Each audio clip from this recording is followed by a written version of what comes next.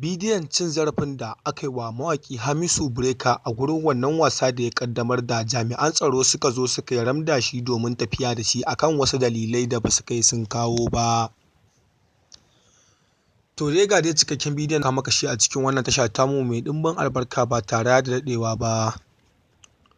Assalamu alaikum mai sauraro, barka da zuwa wannan channel ɗin tamu mai suna Bigola TV. To da Allah in dai wannan zuwan ka ne na farko ka daure ka dangwala mana subscribe kana ka danna mana alamar ƙararrawa. Domin hakan shine zai baka damar samun cikakkun bidiyoyin mu daɗaɗa kuma zafafa a kan lokaci da zarar mun ɗora. Mun gode da kallon wannan tasha tamu mai suna Bigola TV da kuke yi a koda yaushe. Godiya ta musamman ga dukkan masu sauraron mu a cikin wannan channel ɗin tamu. To mai sauraro ka karkaɗe kunnenka sannan ka gyara zama domin kallon wannan cikakken bidiyo na mawaƙi Hamisu wanda yana tsaka da gudanar da wasansa aka je aka mai wannan cikakken cin zarafi.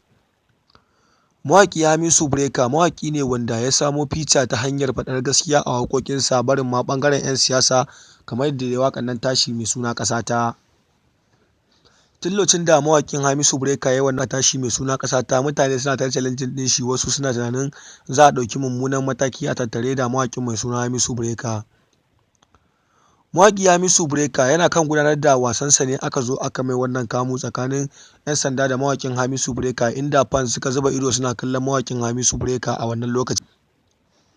To gaskiya dai babu daɗi, babu cin mutunci da ya wuce wannan cin mutunci da aka yi wa mawaƙin Hamisu inda hakan bai mai daɗi ba da shi da masoyansa gabaki ɗaya. In dai mutum masoyinsa ne ba zai so wannan abu da aka yi wa mawaƙi Hamisu a gurin gudanar da wannan taro ba.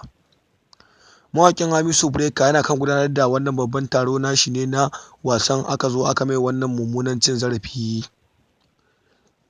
Gaskiya hakan dai bai daɗi ba mai sauraro, menene ra'ayinka a tattare da wannan cin zarafin da aka yi wa mawaƙin Hamisu Ya kamata a ce ka zo ƙasan bidiyon mu kai mana comment domin muna yin duba da duk comment ɗin da masoyan mu suke yi mana a koda yaushe. Domin farin cikin ku shine farin cikin mu masu sauraron mu kullum da kullum a yau da gobe. To mai sauraro kar ka manta dai kana tare da wannan channel ɗin nan ne mai suna Hausawa, in dai wannan zuwan ka ne na farko ka danna mana subscribe kana ka danna mana alamar ƙararrawa.